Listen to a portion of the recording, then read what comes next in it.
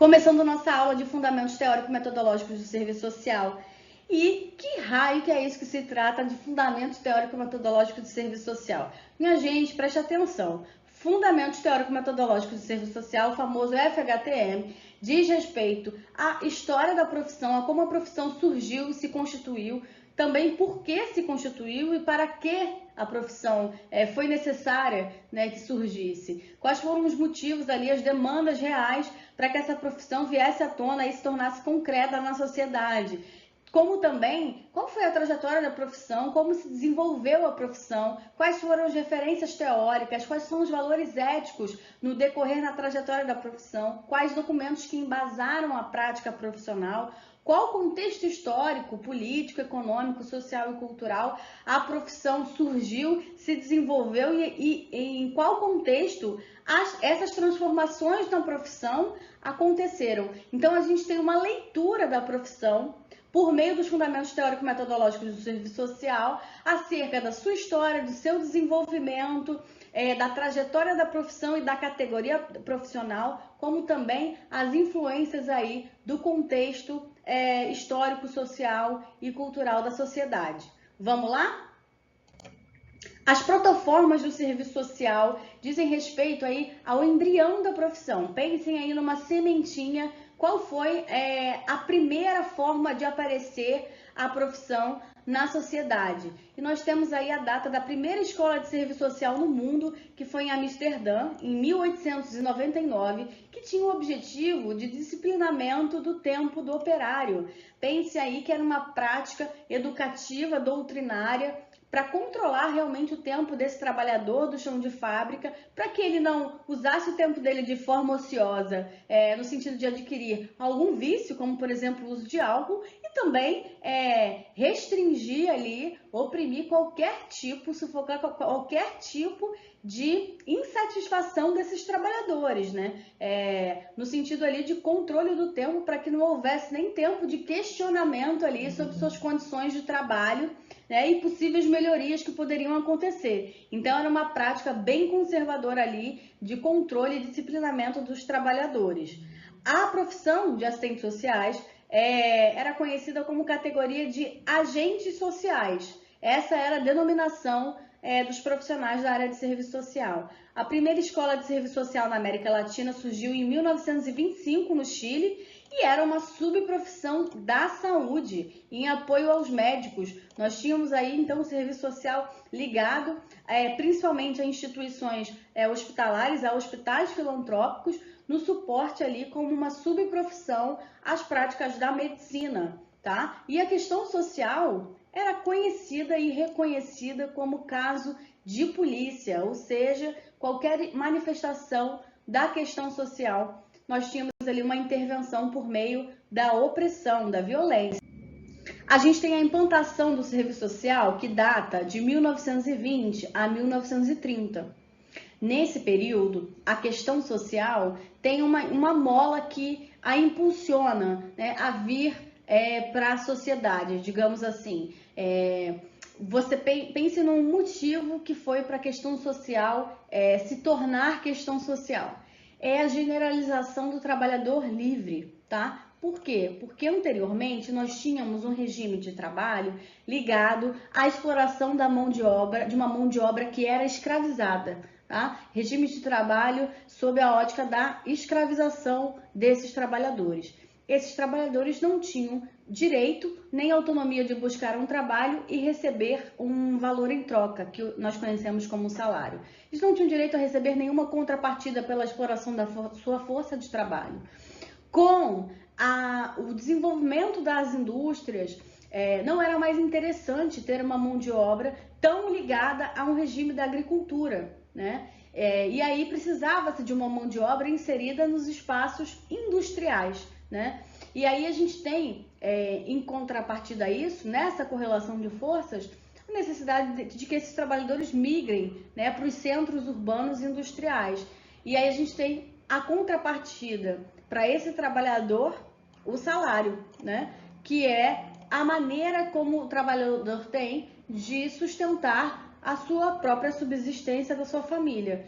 a consolidação do polo industrial, né, dessas grandes indústrias aí, fabris, foi aí um grande espaço aí, mercado de trabalho, para essa mão de obra livre aí para vender sua força de trabalho.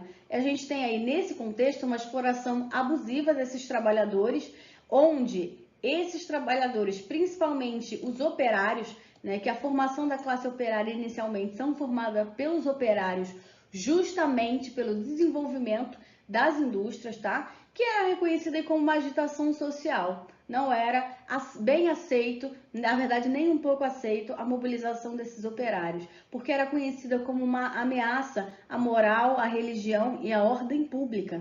Veja como que a mobilização dos trabalhadores ela era lida como numa ótica conservadora. E impõe-se o controle social da exploração da força de trabalho, que é a regulação social, né, que são os direitos sociais. E aí começa-se a ter uma regulamentação jurídica do mercado e algumas leis sociais como reconhecimento dessa organização, mesmo que inicial, do operariado.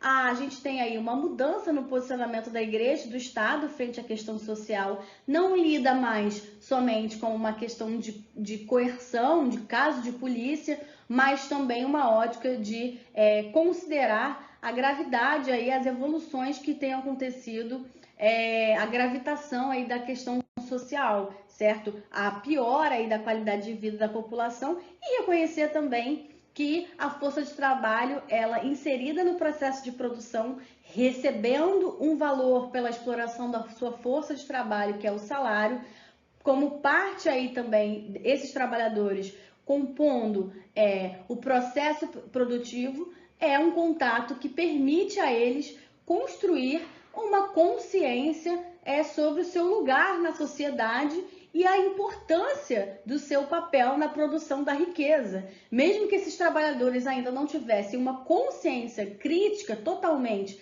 da relação de exploração do capital sobre o trabalho, tem-se aí uma inquietação, uma agitação social, como bem diz aqui, para que houvesse uma limitação dessa exploração, né? Que são o que os direitos sociais fazem. Então, tem-se aí nessa década de 1920 a 1930, uma mudança né, nesse reconhecimento da mobilização dos operários com as leis sociais, onde o Estado e a Igreja também passam a mudar também o seu posicionamento em relação à mobilização desses trabalhadores e as expressões da questão social. As primeiras legislações sociais, né, de regulação do mercado para tentar, digamos assim, colocar um pouco de limite, né, nesses eixos aí de intensa exploração, onde esses trabalhadores trabalhavam inclusive de 14 a 16 horas por dia, inclusive as crianças, a gente começa a ter essa regulação sobre a situação sanitária das indústrias. Veja aí que tem uma perspectiva aí de saúde pública, né? Um início aí de perspectiva de saúde pública e o trabalho também de menores de idade e das mulheres, o que é considerado uma conquista. Quais foram essas legislações sociais, né? Essas conquistas? As primeiras, temos aí o seguro social coletivo, o acidente de trabalho, férias, o Código de Menores. Esse Código de Menores, hoje, a gente tem esse aí, o ECA, né, que é a legislação matriz que regula aí os aspectos dos direitos sociais das crianças e dos adolescentes. No início do século XX, nós temos o Código de Menores, que tratava especificamente de crianças e adolescentes em situação de delinquência, que era a denominação, a nomenclatura que eles utilizavam para crianças e adolescentes em situação de vulnerabilidade, em situação de rua, certo? Temos também o seguro doença, tá? Essas legislações foram conhecidas como de baixo impacto social. Por quê? Porque era para um público voltado para a indústria, que estava ligado ao setor da indústria. Então, ela não tinha uma abrangência aí coletiva para toda a população. E então ela se direcionava para os ferroviários, marítimos, portuários e agroexportação. Com essas primeiras legislações sociais, certo? A partir dessa movimentação do operariado, o Estado, em 1930, começa a assumir os interesses das classes antagônicas. Veja aí a perspectiva da harmonia social, certo? A política social via legislação sindical e trabalhista, tá? Reconhecendo aí o movimento dos operários com a legislação sindical e também trabalhista.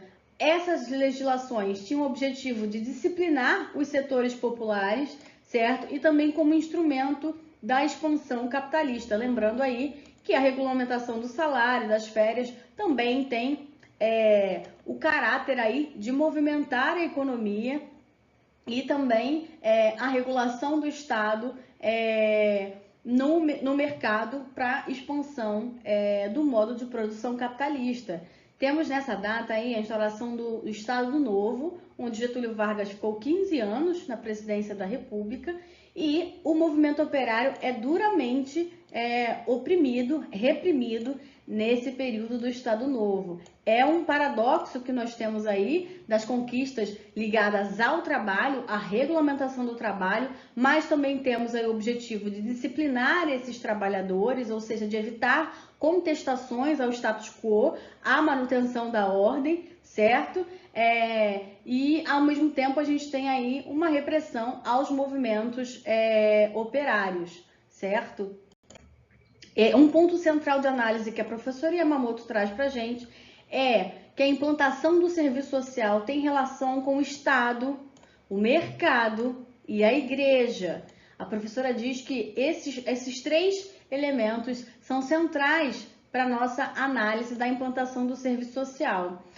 A implantação do serviço social é uma imposição sobre a classe trabalhadora, tá? E as leis sociais, em última instância, são conquistas. Agora você pode pensar comigo, por que é uma imposição da classe trabalhadora se o operário estava lá mobilizado por leis sociais? Aí eu digo para vocês, os operários estavam se organizando, aí os primeiros movimentos aí do que a gente depois toma corpo como um sindicato, né? Eles queriam a regulação da sua jornada de trabalho, direitos trabalhistas, regulamentação do trabalho das crianças, no caso, que estavam inseridos ali no processo produtivo, as mulheres gestantes que trabalhavam 16 horas por dia, não tinham direito a férias, pense. Então, eles tinham ali uma demanda urgente de regulação dos direitos, né, das suas garantias ali trabalhistas. Mas eles não reivindicavam a profissão de serviço social. Eles não reivindicavam esse profissional que iria ali atuar, tendo a política social como principal mediador ali da sua intervenção. Eles queriam legislações trabalhistas, sindicais, certo? Mas o serviço social surge para atender a uma população que não demandou a sua intervenção. Essa é uma particularidade específica da implantação do serviço social no Brasil. O serviço social surgiu para atender demandas de uma população que não demandou a sua intervenção. E ele surge por mobilização de alguns grupos, de frações aí de grupos da burguesia ligada à Igreja Católica, certo? A gente vai ler essa citação da professora Yamamoto, que aí diz o que eu estou explicando para vocês. Veja só, a implantação do serviço social se dá no decorrer desse processo histórico. Não se baseará, no entanto, em medidas coercitivas emanadas do Estado. Surge da iniciativa particular de grupos e frações de classe, que se manifestaram principalmente por intermédio da Igreja Católica. Sua legitimação diz respeito apenas a grupos e frações restritos das classes dominantes. Sua especificidade maior está, pois, na ausência quase total de uma demanda a partir das classes e grupos a que se destina prioritariamente. Caracteriza-se assim como uma imposição. Então, não se esqueçam disso. O serviço social surge pelos interesses e mobilizações de grupos e frações aí de grupos da burguesia ligado principalmente à Igreja Católica, restrito às classes dominantes, para atender a demandas de uma classe que não a demandou, que é a classe trabalhadora. Por isso, trata-se de uma imposição. Então, a gente pode confundir na hora da prova, a gente pode confundir na hora da prova de achar que realmente é isso. As políticas sociais são produto da luta da classe trabalhadora, mas a sua contrapartida também é a regulação do Estado, cumprindo ali um interesse também do capital, certo? Então, sempre tem essa correlação de forças nos fenômenos sociais. Quando se trata da implantação do serviço social, nós também temos. Podem pensar que a política social é produto da luta da classe trabalhadora e por isso o serviço social surgiu. Não é isso, não é descer na ladeira abaixo. Você que é meu aluno não vai fazer isso na hora da prova, certo? Pense aí que existe uma particularidade, que o serviço social surgiu e ganhou legitimidade por conta de interesses e mobilizações de frações de grupos da burguesia ligados principalmente à Igreja Católica. E que a sua particularidade no Brasil é que ela surge de interesses das classes antagônicas para atender e atingir também, né, os interesses de uma classe que não a demandou, que é a classe trabalhadora. Por isso que trata-se de uma imposição sobre a classe trabalhadora. Vamos seguir. Quais são as influências do pensamento, e na ação do serviço social, da implantação do serviço social? A doutrina social da Igreja Católica, né, porque é ela uma vanguarda aí no sentido da implantação do serviço social. A base teórica também, ideológica, franco-belga, ligada à filosofia aristotélica, e o pensamento de São Tomás de Aquino, que é o tomismo e neotomismo. Basicamente, essas duas ideologias aí, esses pensamentos, têm uma ideia do bem comum para a sociedade e da vocação do homem para o bem comum. Pense que, por mais que a gente fale teoria franco-belga, ligada à filosofia aristotélica, a base do pensamento do serviço social, que fundamentava a intervenção do serviço social, era ligada à doutrina da Igreja Católica, que pensava aí muito no bem comum para a harmonia social, acreditando aí na vocação do sujeito para o bem comum. Então, era uma ideia bastante conservadora. Veja que os documentos que referenciam o pensamento social da Igreja Católica é a Rerum Novarium, do Papa Leão XIII, de 1891, certo? E a 40º ano de Pio XI, em 1931. O primeiro documento, a Rerum Novarium, inaugura o magistério social da Igreja Católica para a restauração do seu papel na sociedade moderna, tá? E o segundo reforça o tratamento da questão social pela moral, para adesão à ação social na Igreja Católica. A Igreja Católica, ela de fato tem recursos, né? Apresentava recursos para a formação de profissionais para intervirem no âmbito social, tá? Nas vulnerabilidades, aí, nas expressões da questão social. Por isso que ela conta com instituições de magistério para formar profissionais para intervirem, para atuarem nas obras sociais da Igreja Católica. E o fundamento dessas intervenções estão ligadas o basilar, assim, a fundação basilar é a Rerum Novarium e a 40º ano, bebendo aí na filosofia aristotélica da vocação para o bem comum, o tomismo e o neotomismo, dessa perspectiva do homem vocacionado para o bem comum, mas sempre todos aí num molde para fundamentar a doutrina da Igreja Católica.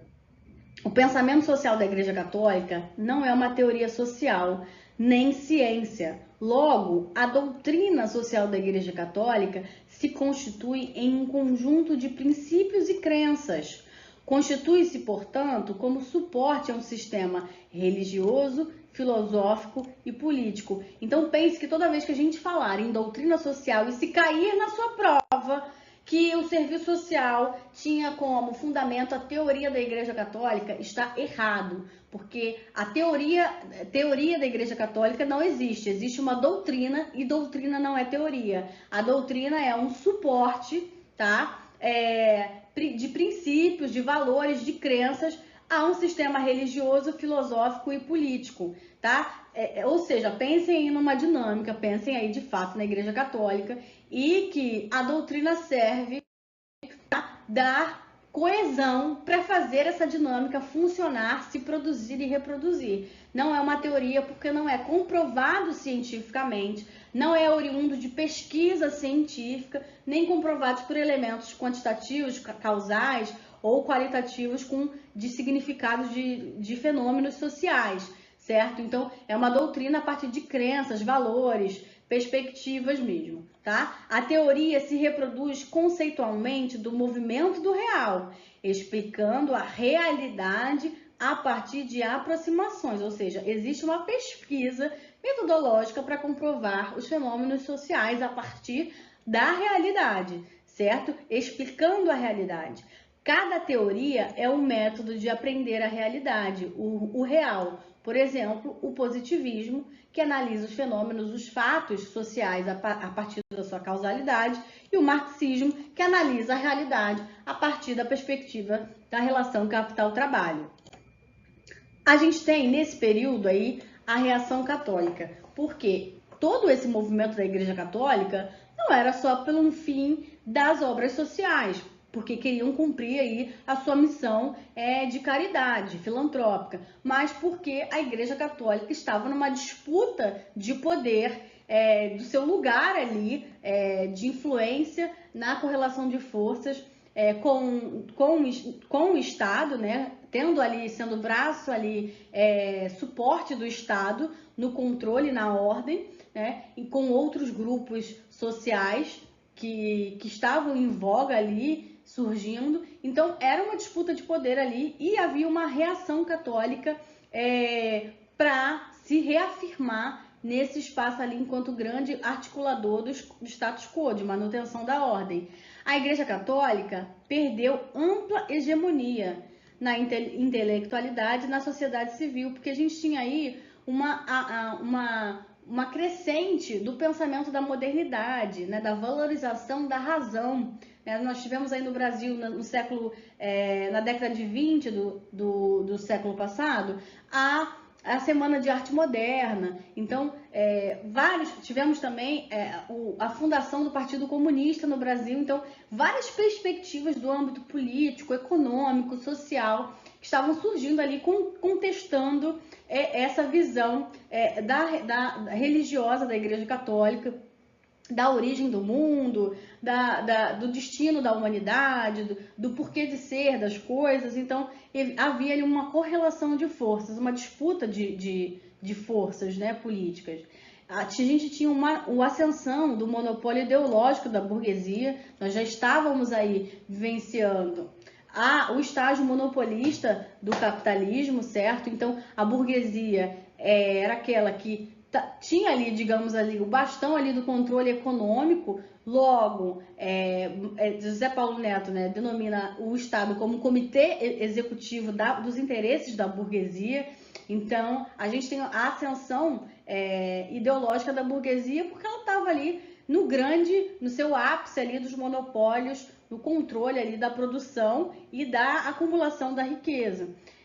A resistência ao avanço do movimento protestante laico, ou seja, nós tínhamos ali outras perspectivas religiosas em voga, né? Como também a perspectiva laica, no sentido de ter uma narrativa sobre os fenômenos sociais, sobre o contexto sociopolítico, cultural, fora da ótica da religião vinculada à Igreja Católica.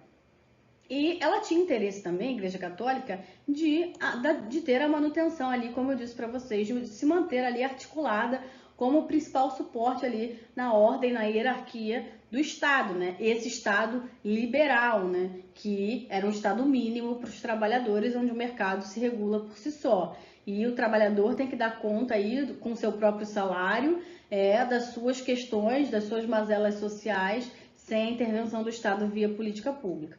Então, a legitimação da profissão tem influência da relação, dessa reação da Igreja Católica. Acontece em meados de 1930, a partir do movimento católico leigo, que tem aí o apostolado social e as obras sociais, que tem essa estrutura, né, de serviços assistenciais, né, nos territórios, certo? E a Igreja Católica tem um departamento nesse período especializado da ação social da Igreja Católica. Veja que nós tínhamos aí um órgão, né, um departamento gestor, né, das obras sociais da Igreja. E a questão social tinha ali uma ótica, era lida como um problema moral e religioso, certo? Onde a Igreja Católica vai fazer sua intervenção nos comportamentos e valores dos clientes, na perspectiva de integração do indivíduo ao meio, certo? Pensem aí na ideia de harmonia social, né? E na formação da família nas relações sociais vigentes. Então, era uma perspectiva realmente conservadora de intervenção nas expressões da questão social, pensando ali na regulação dos comportamentos, numa perspectiva de tratar valores e perspectivas morais, pensando na coesão social. Logo, o serviço social não pode ser considerado como uma evolução da ajuda. O serviço social não surgiu como uma evolução da ajuda.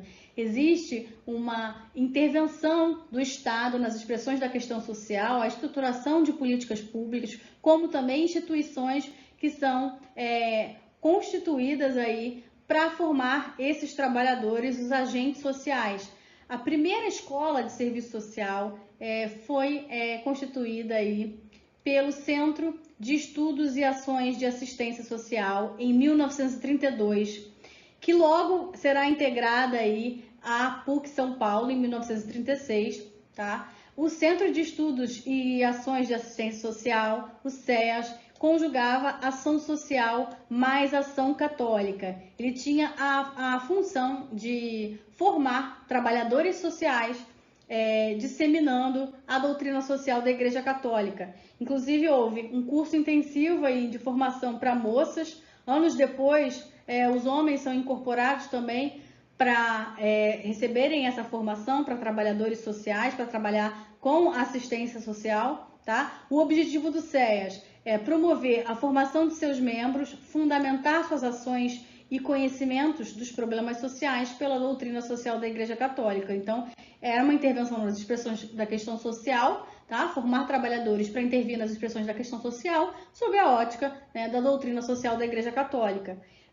Pela via do Estado, em 1935, nós tivemos aí o Departamento de Assistência Social do Estado, tá? A primeira instituição aí que vai ser responsável pela gestão das políticas sociais do Estado. Tá? Qual era a função desse departamento? Superintender todo o serviço de assistência e proteção, celebrar acordos com instituições, harmonizar a ação social do Estado com os particulares, tendo uma dedicação maior à assistência ao menor. Então, tinha aí uma ótica de gestão com a superintendência, né, do serviço de assistência e proteção, também realizar acordos com instituições, demais instituições privadas, harmonizar a ação do Estado, ou seja, que tivesse realmente um viés ali de intervenção padronizado da ação do Estado por meio das políticas sociais, com uma dedicação maior à assistência ao menor. Inclusive, a gente tem aí uma perspectiva, né, de tratar as crianças e adolescentes em situação de vulnerabilidade, principalmente aqueles em situação de rua, como menor em delinquência, né, que era a nomenclatura que se usava. E aí, anos depois, a gente tem aí instituído o Estatuto da Criança e Adolescente. Mas veja que a gente tem realmente uma estrutura de demanda do Estado, de institucionalização da demanda da profissão via Estado, como também uma estrutura de formação desses profissionais. Em 1936, funda-se a primeira escola de serviço social em São Paulo e em 1937, a formação técnica especializada para a prática da assistência, que é a segunda, né, escola de serviço social no Rio de Janeiro. Ambas têm a formação vinculada ao pensamento humanista cristão, que é a visão conservadora da profissão, olhando o indivíduo por uma ótica isolada do contexto sociopolítico, certo? Tratando os usuários como clientes e numa perspectiva de moralização da questão social, né, como questão moral e religiosa.